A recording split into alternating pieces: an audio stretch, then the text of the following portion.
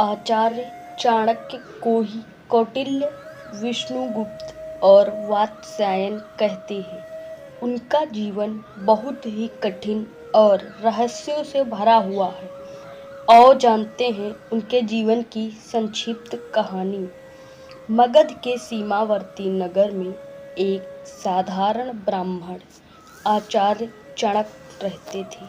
चाणक्य मगध के राजा से असंतुष्ट थे। चाणक्य किसी भी तरह महामात्य के पद पर पहुंचकर राज्य को विदेशी आक्रांताओं से बचाना चाहते थे। इसके लिए उन्होंने अपने मित्र अमात्य सक्टार से मंत्रणा कर धनानंद को उखाड़ फेंकने की योजना बनाई, लेकिन गुप्तचर के द्वारा महामात्य राक्षस और कात्यायन को इस षड्यंत्र का पता लग गया। उसने मगध सम्राट धनानंद को इस षड्यंत्र की जानकारी दी। चाणक्य को बंदी बना लिया गया और राज्य भर में खबर फैल गई कि राजद्रोह के अपराध में एक ब्राह्मण की हत्या की जाएगी। चाणक्य के किशोर पुत्र कौटिल्य को यह बात पता चली तो वह चिंतित और दुखी हो गया। चाणक्य का कटा हुआ सिर राजधानी के चौराहे पर टांग दिया गया। पिता के कटे हुए सिर को देखकर कौटिल्य चाणक्य की आंखों से आंसू टपक रहे थे। उस वक्त चाणक्य की आयु 14 वर्ष की थी। रात के अंधेरे में उसने बांस पर टंगे अपने पिता के सिर को धीरे धीरे नीचे उतारा और एक कपड़े में लपेटकर चल दिया। अकेले पुत्र ने पिता का दाह संस्कार किया। तब कौटिल्य ने गंगा का जल हाथ में लेकर शपथ ली कि हे गंगे, अब तक हमारे पिता के हत्यारे धनानंद से अपने पिता की हत्या का प्रतिशोध नहीं लूंगा, तब तक पकाई हुई कोई वस्तु नहीं खाऊंगा, जब तक महामात्य के रक्त से अपने बाल नहीं रंग लूंगा, तब तक यह शिखा खुली ही रखूंगा। मेरे पिता का तर्पण तभी पूर्ण होगा जब तक कि हत्यारे धनानंद का रक्त पिता की राख पर नहीं चढ़ेगा। हे यमराज, धनानंद का नाम तुम अपने लेखे से काट दो, उसकी मृत्यु का लेख अब मैं ही लिखूंगा। इसके बाद कौटिल्य ने अपने नाम को बदलकर विष्णुगुप्त रख लिया। एक विद्वान पंडित राधा मोहन ने विष्णुगुप्त को सहारा दिया। राधा मोहन ने विष्णुगुप्त की प्रतिभा को पहचाना और उन्हें तक्षशिला विश्वविद्यालय में दाखिला दिलवा दिया। यह विष्णुगुप्त अर्थात चाणक्य के जीवन की एक नई शुरुआत थी। तक्षशिला में चाणक्य ने न केवल छात्र, कुलपति और बड़े बड़े विद्वानों को अपनी ओर आकर्षित किया, बल्कि उसने पड़ोसी राज्य के राजा पोरस से भी अपना परिचय बढ़ा लिया। सिकंदर के आक्रमण के समय चाणक्य ने पोरस का साथ दिया। सिकंदर की हार और तक्षशिला पर सिकंदर के प्रवेश के बाद विष्णुगुप्त अपने गृह प्रदेश मगध चले गए और यहाँ से प्रारंभ हुआ उनका एक नया जीवन। उन्होंने विष्णुगुप्त नाम से सक्टार से मुलाकात की।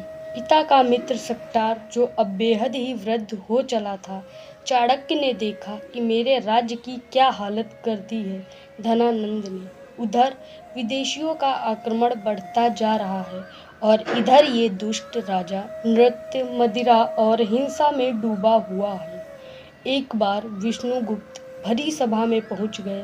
चाणक्य ने उस दरबार में क्रोधवश ही अपना परिचय तक्षशिला के आचार्य के रूप में दिया और राज्य के प्रति अपनी चिंता व्यक्त की।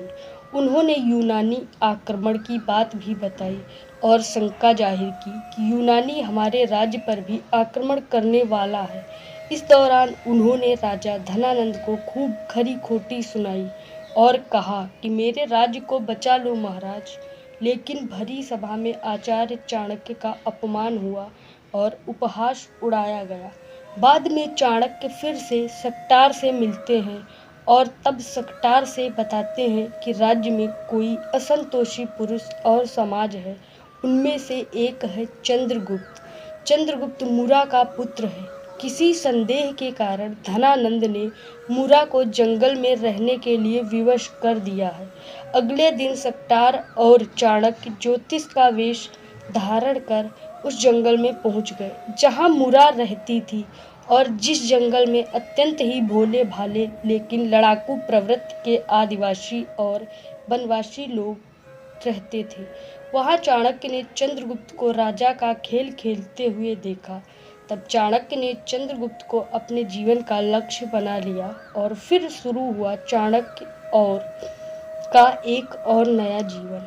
कौटिल्य उर्फ विष्णुगुप्त अर्थात चड़क पुत्र चाणक्य ने तब चंद्रगुप्त को शिक्षा दी और दीक्षा देने के साथ ही भील आदिवासी और वनवासियों से मिलाकर एक सेना तैयार की और धनानंद के साम्राज्य को उखाड़कर फेंककर चंद्रगुप्त को मगध का सम्राट बनाया।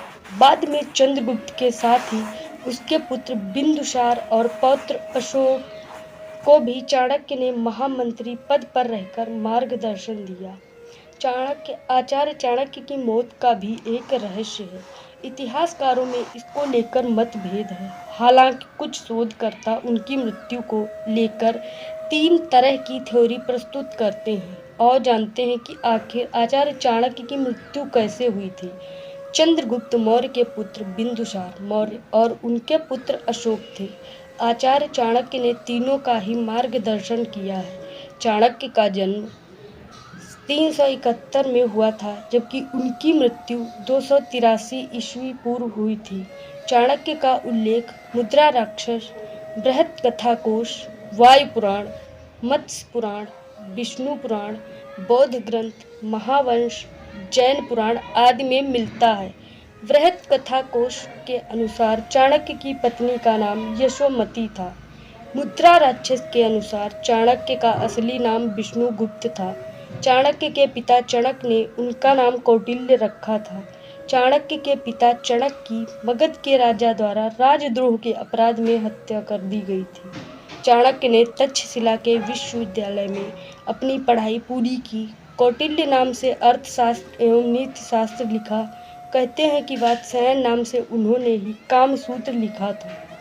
चाणक्य ने सम्राट पुरु के साथ मिलकर मगध सम्राट धनानंद के साम्राज्य के खिलाफ राजनीतिक समर्थन जुटाया और अंत में धनानंद के नाश के बाद उन्होंने चंद्रगुप्त को मगध का सम्राट बनाया और खुद को महामंत्री बनाया। चंद्रगुप्त के दरबार में ही मेगस्थनीज आया था जिसने इंडिका नामक ग्रंथ लिखा। चाणक्य के कहने पर सिकंदर के सेनापति सेल्यूकस की बेटी हेलेना से चंद्रगुप्त ने विवाह किया था। आचार्य चाणक्य की मौत के बारे में कई तरह की बातों का उल्लेख मिलता है।